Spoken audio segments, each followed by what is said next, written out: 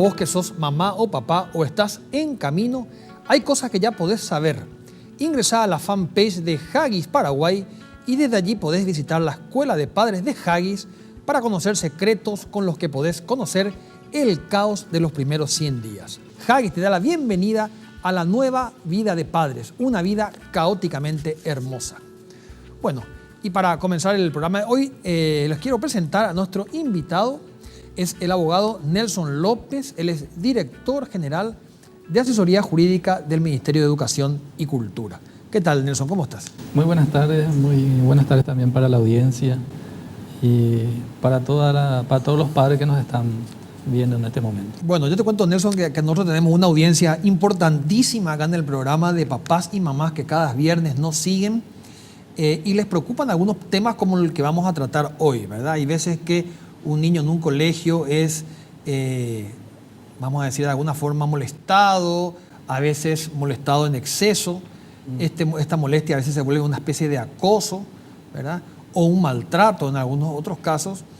Y muchas veces los papás no sabemos qué hacer, ¿verdad? Muchas veces nos encontramos, bueno, ¿qué hacemos, verdad? A veces tenemos algunas actitudes de decirle a nuestro hijo, bueno, si él te pega, pegale vos también, por ejemplo, ¿verdad? Así es. O otras veces le decimos que le cuente a las autoridades, a la profesora, a la directora. A veces ese contar no tiene tampoco éxito porque nos dice nuestro hijo, no, papi, no me dice nada, yo le cuento, pero me sigue molestando. O esa molestia no se produce exactamente en las horas de clase, a veces se produce, por ejemplo, entre horas, en los recreos, cuando no hay mucha autoridad por ahí. Entonces, Nelson López, te quiero preguntar la primera consulta que te hago el día de hoy. ¿Se da mucho el tema de abuso y de acoso en los colegios? Sí, hoy en día se está dando bastante, ¿verdad? Justamente a partir de las reiteradas ocasiones en que ha ocurrido hechos de violencia principalmente y acosos en algunos casos, el Ministerio de Educación y Cultura, a través de la Dirección General de Asesoría Jurídica, se ha ocupado del tema. Y en el año 2010 hemos creado una instancia especializada en la Dirección General de Asesoría Jurídica a los efectos de atender esos casos, ¿verdad? Así que a partir de allí hemos constituido esta dirección que se llama Dirección de Promoción y Protección de Derechos de la Niñez y la Adolescencia. ¿A los efectos de qué? Esta es una dirección que antes no existía, Nelson. No existía, y todos los casos del Ministerio de Educación y Cultura se han atendido desde una perspectiva empírica y no había una regla de cómo atender esos casos ni una instancia en donde recurrir. La gente recurría a cualquier parte, ¿verdad? Entonces, por ejemplo, si antes yo era papá de un niño que estaba siendo molestado continuamente, me iba al ministerio y ¿quién me atendía antes de esta creación? Sí, y la gente recurría a los niveles, pero los niveles no tenían tampoco profesionales especializados para la atención de estos casos. Entonces, muchas veces no se atendía como corresponde. Se derivaba a la Dirección General de Asesoría Jurídica, pero en la Dirección General de Asesoría Jurídica no había tampoco una instancia y mucho menos personas que se especializan en la atención de los derechos de estos niños. Bueno, ¿y en qué año me decías que se creaba En el año 2010 fue que se creó la Dirección de Protección y Promoción de la Niñez y Adolescencia, ¿verdad? Que se dedica única y exclusivamente en la atención de la promoción y en la atención en casos de vulneración de derechos de la niñez y adolescencia. Ahí, ¿qué estaría metido dentro de la vulneración de los derechos de la niñez y la adolescencia? Y está metido violencia entre pares, violencia inclusive de personas adultas contra los alumnos en el ámbito de la institución educativa. Puede ser de un profesor a un alumno, director, docente, que tenemos casos, ¿verdad? Y también la violencia entre pares que, si es persistente, le llamamos acoso, ¿verdad? ¿Y se están produciendo denuncias al respecto, Nelson? Sí, tenemos bastantes denuncias hoy en día en el Ministerio de Educación y Cultura, especialmente en la Dirección General, y que está atendiendo esta dirección especializada. Justamente desde esa creación hemos tenido sucesivos casos en donde hemos intervenido y con bastante éxito, ¿verdad? Tal punto que hoy en día no tenemos tantas denuncias ahora en relación a vulneración de derechos de la niñez y adolescencia. Bueno, ¿y cuál es un poquitito el proceso para que una familia que se siente que su hijo está siendo vulnerado en sus derechos se acerque a esta dependencia del ministerio? Nosotros recibimos denuncia en cualquier día, en horario de oficina, no importa que hayan hecho o no las denuncias en las instituciones educativas donde se registran estos hechos, ¿verdad? Lo que sí consideramos que es oportuno dar intervención inmediatamente a los responsables de instituciones educativas donde están estos chicos, ¿verdad? Donde están estudiando. Si es que no se atiende, lógicamente nosotros estamos abiertos para recibir las denuncias de lunes a viernes en horario de oficina, mañana y tarde, y de inmediato nosotros nos ponemos en contacto con la institución afectada, damos las orientaciones o si necesario fuera nos constituimos y atendemos nosotros mismos.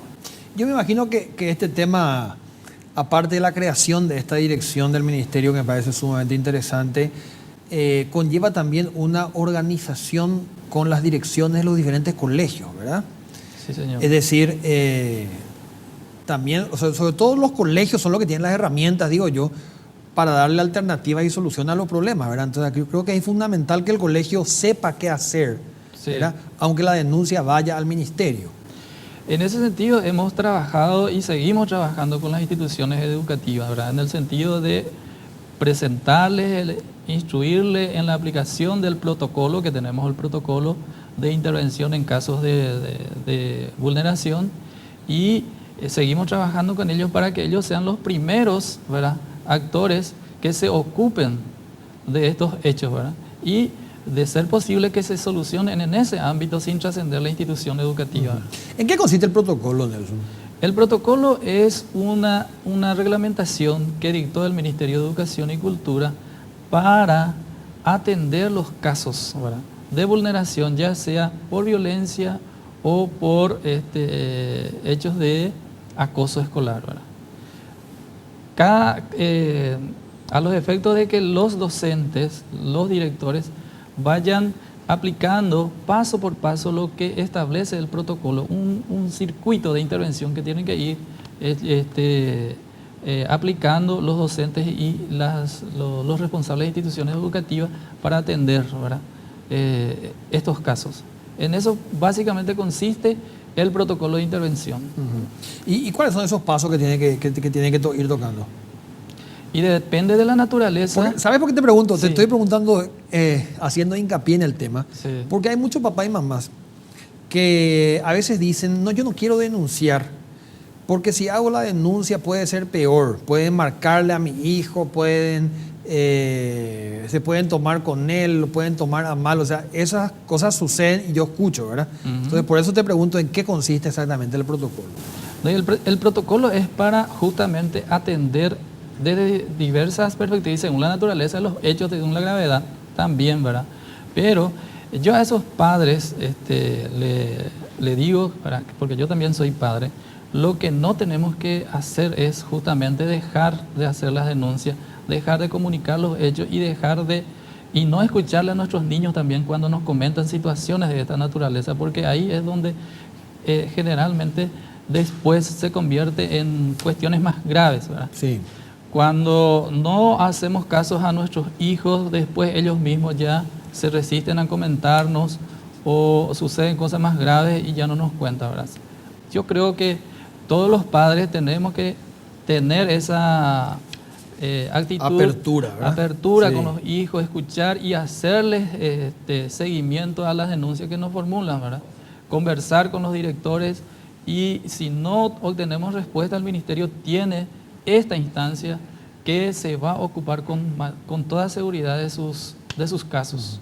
Yo te pregunto, antes, digamos que, no sé si antes, ¿verdad?, pero realmente lo que más se escuchaba era agresión física, ese tipo de cosas en la adolescencia, ¿verdad? Pero ahora como que me están informando y me está llegando algunas fuentes que nos dicen, no, vos sabés que hay temas desde los primeros grados de primaria donde hay inconvenientes, ¿verdad? ¿Es así, realmente? Sí. ¿Hay denuncias de primaria, por ejemplo? Hay denuncias de primaria y hay de todo tipo, ¿verdad? Y no solamente instituciones públicas, también hay instituciones privadas donde hay conductas que puede considerarse como un hecho de abuso, ¿verdad? Y que los docentes tienen la obligación de atender, ¿verdad? En mi caso, a mí se me ha presentado, yo tengo una hija de 8 años en una institución educativa del sector privado, pero tiene compañeritas y compañeritos que permanentemente le están molestando, ¿verdad?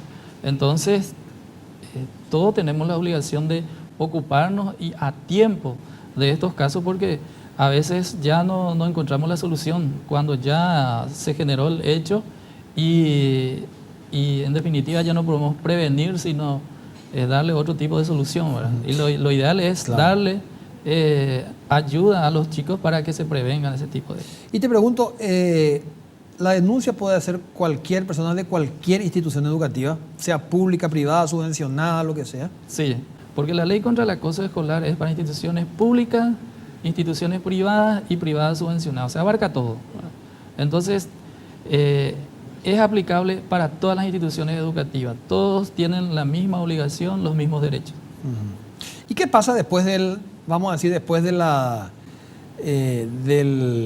yo me voy, hago la denuncia, bueno, ¿y qué pasa después? ¿Hay sanciones? ¿Qué tipo de medidas se toma de repente con chicos o menores de edad que están tal vez molestando, por no decir otra cosa, a otros menores? Bueno, lo que se busca es principalmente corregir esas conductas, ¿verdad? Y la sanción, como usted dice, es la última medida, o sea, la última ratio, como nosotros le denominamos, ¿verdad? Lo que buscamos es que esa conducta no se registre más, se evite, y si no hay solución, bueno, buscamos algunas, digámosle, sanciones en el sentido de aplicar algunas medidas, ¿verdad?, tendientes a corregir esas conductas, ¿verdad? No como una sanción en sí misma, sino como una manera de corregir esas conductas. O sea que se trabaja mucho la parte preventiva. Así mismo, ¿verdad? Así mismo. Y me imagino que ustedes tienen también algún proyecto de charlas y foros, digamos, donde se pueda trabajar para que los chicos también no solamente denuncien, sino que sepan qué conductas son, digamos, son conductas que no son adecuadas, ¿verdad? Así mismo, constantemente estamos trabajando, estamos saliendo a nivel país para bajar un poco esta herramienta que es el protocolo, y estamos trabajando actualmente en el marco de una reglamentación de la ley contra el acoso que denominamos marcos de convivencia en las instituciones educativas, ¿verdad? Bueno, te agradezco mucho, Nelson, este comentario. A lo mejor estamos contigo nuevamente dentro de un ratito. Sí, señor. Y antes del corte les quiero recordar, como siempre, que AAS 125, tomando un comprimido al día, previene el riesgo de sufrir infarto. AAS 125 es un producto de la química farmacéutica Sociedad Anónima.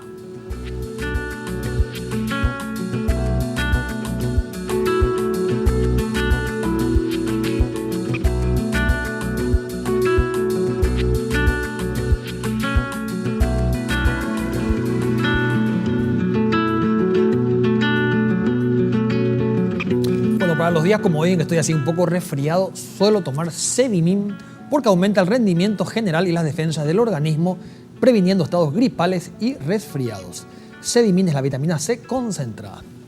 Bueno, y estamos ahora con nuestra segunda invitada del día de hoy, Verónica Argüello, que es abogada y es la directora de la Dirección de Protección y Promoción de los Derechos del Niño y del Adolescente. Escribí todo acá porque es un poco largo el nombre.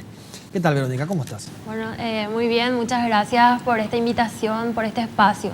Bueno, encantado de estar acá en una charla en la cual vas a dar a conocer esta dirección nueva, como decía tu compañero recién.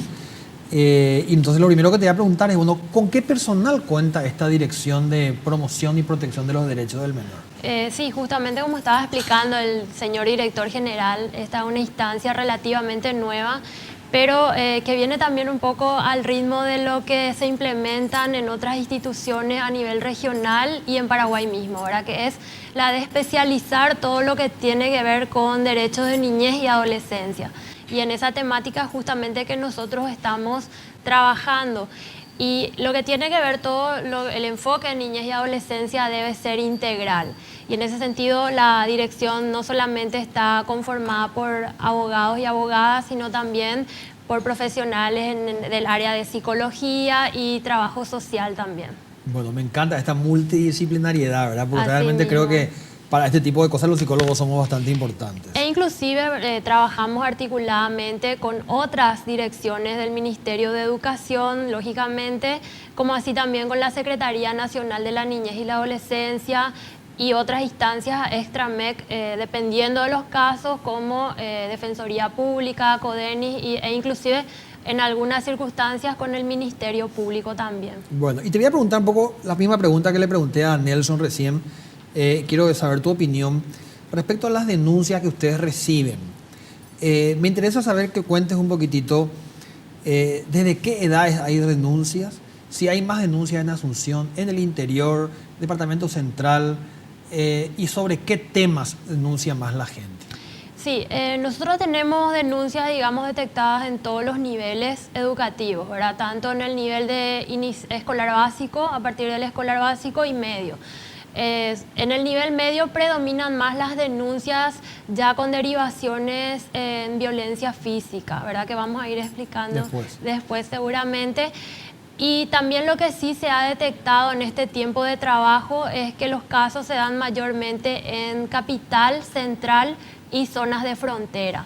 Creemos nosotros, a través de un diagnóstico que se realizó, que es por la densidad demográfica, ¿verdad? Y también por el acceso a los medios de comunicación de manera más fácil. Mira, qué interesante. No pensé que me ibas a responder que más en capital y en ciudades de frontera. En capital, central y ciudades de frontera como Ciudad del Este, Encarnación. Bueno. ¿Y qué medidas toma esta dirección, Verónica, cuando llega una denuncia? ¿Qué tipo de medidas toma? Sí, dentro de lo que es el enfoque de derechos y para darle un tratamiento integral a esta temática, nosotros, como ya lo mencionaba también el director general, venimos trabajando desde hace unos años atrás en un proyecto de ley que hoy ya es ley, que es contra el acoso escolar, que entra en vigencia a partir de julio de este año. Justamente la ley ya se sancionó el año pasado, pero entra en vigencia este año porque se le dio al Ministerio un año de tiempo para que pueda adecuar determinados procesos. Y en ese sentido de adecuación de procesos se han diseñado instrumentos muy válidos como es el manual para docentes que específicamente enfoca el área preventiva y el protocolo de atención que lo que busca es darle una salida a la situación cuando ya se da. Es decir, es una herramienta de trabajo para los docentes y para las familias, ¿por qué no?, de orientación de ver qué es lo que pueden hacer cuando ya tienen una situación O sea que hay medidas preventivas y hay medidas que vamos a decir de intervención directamente. Y ese sí es, digamos, esa triangulación de ley, manual que trabaja prevención y protocolo que trabaja la intervención, el Ministerio lo tiene, digamos, puesto en marcha. Bueno, y ahora te pregunto ya sobre algo más concreto que es, ustedes ya han tenido denuncias, ya se ha habilitado esta dirección, ya han intervenido. ¿Cómo ves los resultados, Verónica?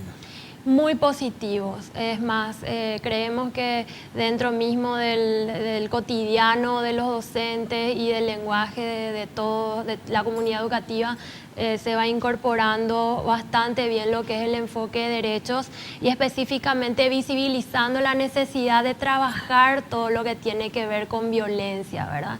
Este no es un tema nuevo, sin embargo, hace unos años recién a nivel nacional y regional se ha abordado la temática con mayor, digamos, ahínco, impulso, ¿verdad? Con lo que es la ley y demás.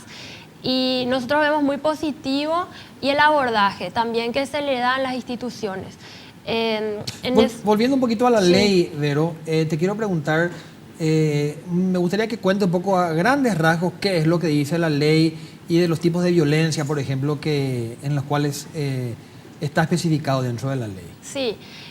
Bueno, la ley es la ley 4.633, que como dije se aprobó el año pasado, sin embargo entra en vigencia a partir de julio de este año. Y lo que habla específicamente es en qué consiste el acoso escolar, que es diferente a violencia. Tenemos que entender que el acoso escolar o bullying es una situación de violencia, pero ya reiterada y prolongada en el tiempo, ¿verdad?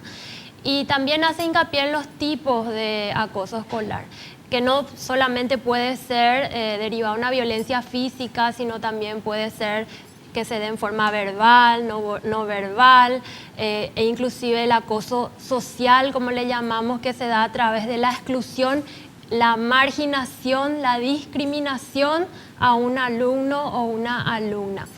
Y es muy Eso interesante. suele ser frecuente también, ¿verdad? Suele ser frecuente. Es frecuente, es más, en unos diagnósticos que nosotros hemos realizado en una institución educativa de Capital, nos ha llamado poderosamente la atención lo siguiente.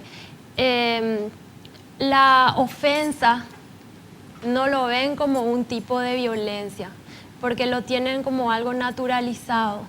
Sin embargo, nosotros a raíz del estudio de casos que hemos tenido y hemos realizado, vemos que generalmente comienza con una ofensa y luego ya trasciende a lo que es una violencia física más fuerte. Pero por lo general, la situación comienza a través de una ofensa. Y esto lo hemos llevado adelante, este diagnóstico, a través de unas muestras que hicimos en una institución educativa. Yo pregunto, los chicos, los jóvenes de alguna forma, ¿se dan cuenta de que esto es violencia? ¿O está tan metido en nuestra historia tal vez que es como parte de la vida? O sea, por ejemplo, te voy a decir una cosa, el moquete, digamos, ¿verdad? El típico moquete que antes era algo cotidiano, digamos, de alguna forma, ¿verdad? Los chicos perciben como violencia esto. Y bueno, eso depende mucho de los contextos, ¿verdad? Nosotros sabemos que Paraguay tiene muy variados contextos, ¿verdad? De repente en las zonas urbanas se maneja de una manera, en zonas rurales en otra, en zonas de poblaciones originarias de otra, ¿verdad? Pero sí lo que llama la atención es que determinadas conductas las tienen muy naturalizadas, como usted decía, lo que es el famoso moquete o bien también el poner motes, ¿verdad? Que tanto lo utilizan los niños y jóvenes. Súper utilizado. Súper utilizado y que sin embargo no se mide el nivel de consecuencia que puede traer en una persona que ya sea por tener la autoestima un poco baja o por estar atravesando por situaciones específicas en el seno familiar, le afecta de otra manera, ¿verdad? Le afecta más que a otras personas. O sea que habría que trabajar también en la parte preventiva, lo que es la víctima, los victimarios, la familia, dentro de un contexto bastante amplio, ¿verdad? Sí, sí, todo eso, digamos, también se establece en el protocolo, ¿verdad? De hecho, que en la parte preventiva se tiene que trabajar mucho lo que son habilidades para la vida, ¿verdad? Habilidades para la vida es un área curricular que se encuentra, ya estamos trabajando también para que se inserte en el currículum de las instituciones, las mallas curriculares, pero que sin embargo se puede ya aplicar de manera transversal a los contenidos que ya se desarrollan, por ejemplo, en áreas como la salud y otras, ¿verdad? Y estamos trabajando fuertemente en ese sentido. Sin embargo, en el protocolo también se establecen las medidas que se pueden aplicar, ¿verdad? Y antes me hablabas de unas medidas de sensibilización que ustedes hacen, ¿verdad? ¿En qué consisten esas medidas? Bueno, es importante que seamos conscientes de que las situaciones de violencia se pueden dar en cualquier momento. No necesariamente porque en la institución educativa donde está mi hijo nunca existió, esta situación no va a existir. Entonces, por eso decimos que las instituciones tienen que trabajar constantemente lo que es la sensibilización y la prevención. El ministerio tiene trabajado un manual que es muy interesante, que viene con guía de actividades para todos los niveles y ciclos educativos, trabajado por la Dirección de Orientación Educativa y que está disponible de manera gratuita en la página digital del ministerio. ¿Eso a quién está dirigido, Verónica? Está dirigido a docentes. Y son guía de actividades con los contenidos que pueden desarrollar de acuerdo a las edades, ¿verdad? Nosotros le decimos niveles y ciclos educativos. Pues no está dentro de alguna asignatura específica, lo que te quiero preguntar. En este momento se aplican a través de como contenidos transversales a ciertas áreas curriculares que ya están establecidas, por ejemplo, educación para la salud o en lo que es orientación también, ¿verdad? Bueno, súper interesante. Bueno, tenemos que ir a un corte, vamos a hacer una breve interrupción para seguir hablando de sobre todo las medidas que se pueden tomar en los temas y en los casos de abuso y de acoso escolar. Antes del corte les quiero pedir una recomendación de Punto Pharma. Recomendaciones de salud de Punto Pharma. ¿Qué es la vacuna contra la influenza? La vacuna contra la influenza es una vacuna inactivada que contiene virus muertos, que se administra con una aguja generalmente en el brazo. Contiene 3 virus de influenza estacional que se cultivan en huevos. La vacuna contra la influenza estacional protege contra 3 virus de influenza que, según las investigaciones, serán los más comunes en la próxima temporada. Este es el momento de vacunarse.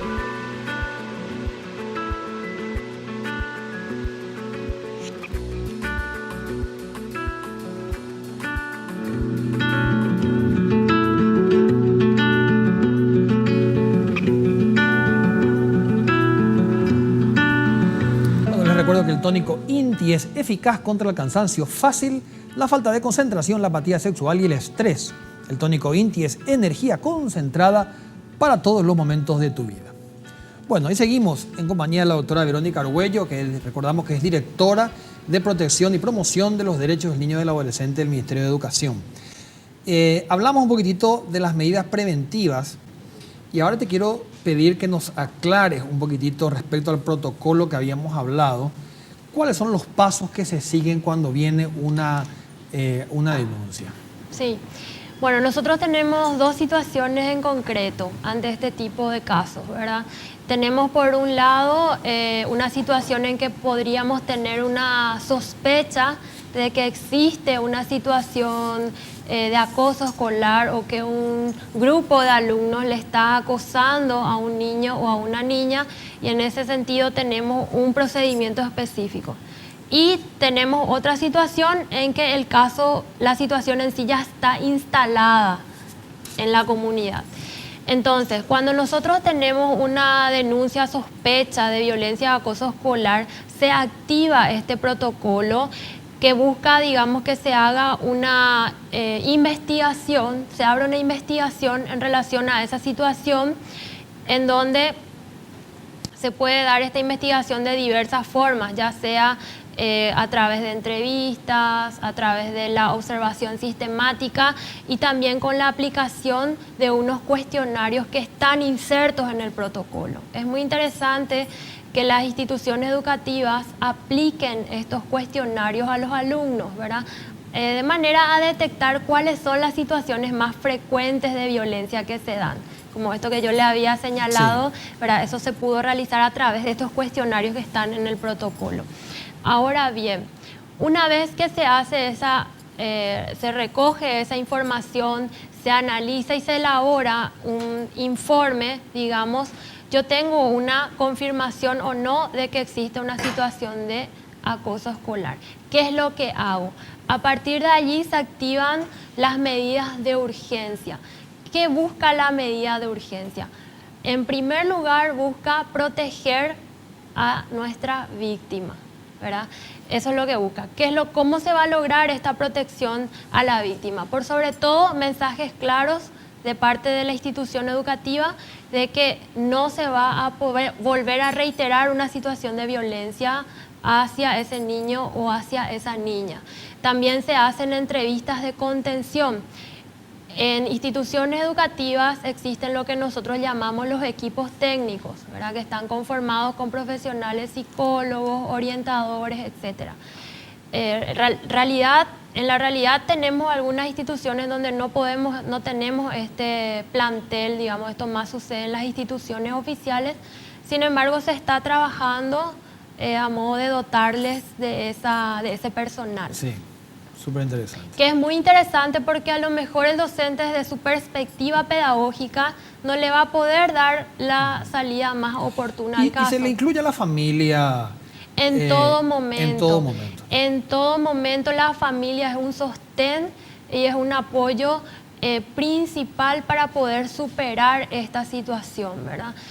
Entonces, otro tipo de medidas urgentes entre las que podemos ver es la posibilidad de comunicar a otras instituciones fuera del ministerio, ¿verdad? Hay veces en que la situación en sí ya excede el ámbito de nuestra competencia y por lo que se establece en el artículo 5 del Código de la Niñez, nosotros, educadores, docentes, tenemos la obligación de comunicar a otras instancias. Por ejemplo, a CODENI, por ejemplo, a la Defensoría Pública o, por ejemplo, los casos de violencia física que ya tuvimos cuando son ya adolescentes mayores de 14 años y ya tienen cierta responsabilidad penal, también al Ministerio Público. Cuando se trata de un acoso de un docente hacia un alumno, ¿qué sucede? ¿El mismo protocolo? No. Ese tiene otro procedimiento justamente porque allí ya está implicado un funcionario del ministerio, bueno, mayor de edad en primer lugar, y en segundo lugar funcionario del ministerio que tiene en este caso tanto una responsabilidad administrativa como una responsabilidad penal. ¿verdad? Bueno. Hay que entender que todo lo que tenga que ver con maltrato, acoso, abuso, son hechos punibles y que tienen su persecución en el ámbito penal, ¿verdad? Bueno, ahora vamos a ver unos materiales grabados que tenemos, Verónica, que nos muestra un poquitito cómo abordar también el tema de la violencia y del acoso escolar. Vamos a ver el primero de los materiales. ¿Por qué incluir juegos en las actividades de temas sobre el acoso escolar? Con frecuencia se conceptualiza el juego como una actividad de niños o para pasar el tiempo, sin fundamentos, sin objetivos y por lo tanto poco útiles para el desarrollo psicosocial. Sin embargo, la literatura psicológica sostiene que los juegos permiten desarrollar una actividad lúdica frente a la propia vida y la relación con los demás. Los juegos apuntan a desarrollar competencias como el trabajo en equipo, que son altamente beneficiosas para abordar el tema del acoso escolar. Cuando decías antes del acoso social, muchas veces se manifiesta a través del juego, ¿verdad? A fulanito no le dejan entrar en el equipo. Sí. A fulanito no le ponen en el equipo de fútbol, lo que sea, ¿verdad? Muchas veces se da en el tema deportivo. Eso me traía... Sí, justamente es muy interesante este material porque en un estudio reciente que se llevó adelante en los Estados Unidos dan cuenta de que todo esto que tiene que ver con violencia entre pares y acoso escolar, bullying, como ellos lo dicen, ya es derivado de por una lucha de poderes de grupos, ¿verdad? ¿Quién tiene más poder sobre quién? Entonces allí también es como que se da esas situaciones de nosotros le excluimos o le discriminamos a este alumno o alumna que no se adapta a lo que nosotros pretendemos como grupo. Bueno, vamos a ver el segundo de los materiales que también es de manera preventiva. Rol del docente o facilitador. El rol del facilitador es motivar un trabajo de reflexión y de expresión de opiniones sobre los temas tratados. Asimismo, se espera que motive el desarrollo del tema. Su función es dinamizar y estar atento al desarrollo de la actividad propuesta, cuidando los tiempos y atendiendo las reacciones individuales y grupales que aparecen en el grupo en relación al tema.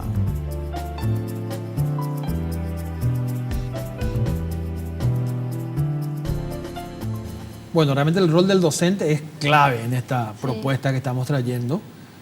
Porque va a ser el primero que detecte de alguna forma también cuando se produce algún problema, ¿verdad? Este protocolo justamente en uno de sus anexos trae unos indicadores tanto físicos como conductuales que pueden ayudar al docente e inclusive a la misma familia a detectar precozmente si su hijo o su hija está pasando por una situación de violencia, porque hay que entender que por justamente esa situación que conlleva un temor, no lo va a expresar tan fácilmente. Claro. Bueno, interesantísimo. Vamos al tercer material que habla sobre qué enseñar a los niños. Enseñar a niños que cada uno es responsable de lo que hace y dice. Es importante recordar que a nadie le gusta que le traten mal, le discriminen, le excluyan, por lo que se aplica aquí la famosa frase: no hagas a otro lo que no te gustaría que te hicieran a vos mismo.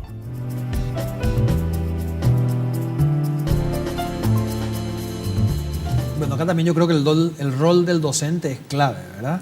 El y rol la familia. Exactamente, en articulación con la familia, porque a veces también estas situaciones de violencia o los niños, adolescentes, agresores, digamos, lastimosamente traen a la institución educativa una situación vivida en casa. Entonces, por eso es muy importante la articulación de la institución con la familia. Y otro, digamos, instrumento clave también en esto es lo que nosotros llamamos normas de convivencia de las instituciones, o en algunos casos lo llaman reglamento interno. No todos los colegios tienen, ¿verdad? No todos los colegios, la realidad es que no todos lo tienen. Y también vamos a decir que en un estudio que realizó UNICEF con Plan Paraguay en el año 2008 de estudio de reglamentos escolares, se han visibilizado de que no se cumplen con todos los requisitos que hacen al enfoque de derechos.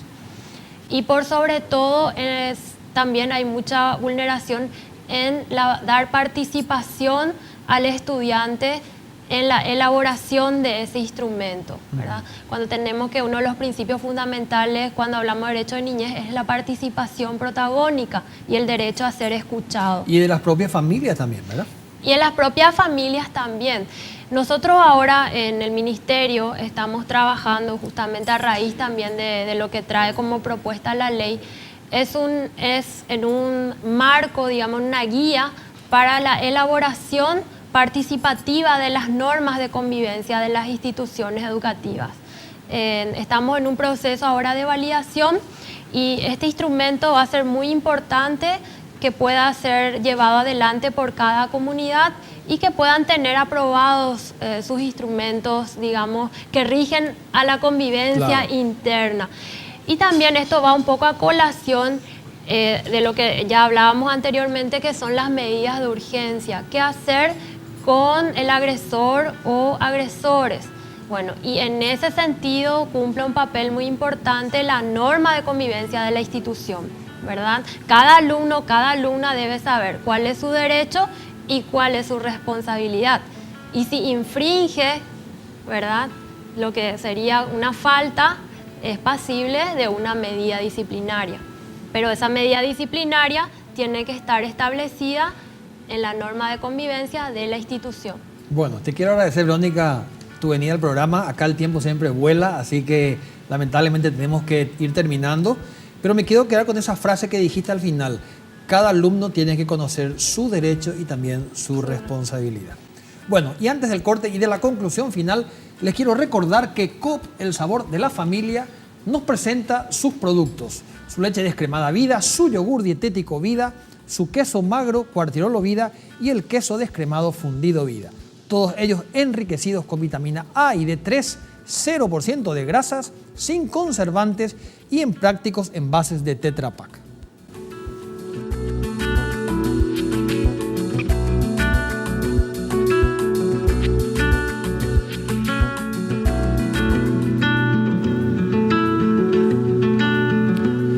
SPS es el Servicio de Protección a la Salud. Es la empresa de medicina prepaga de la cooperativa Comecipar.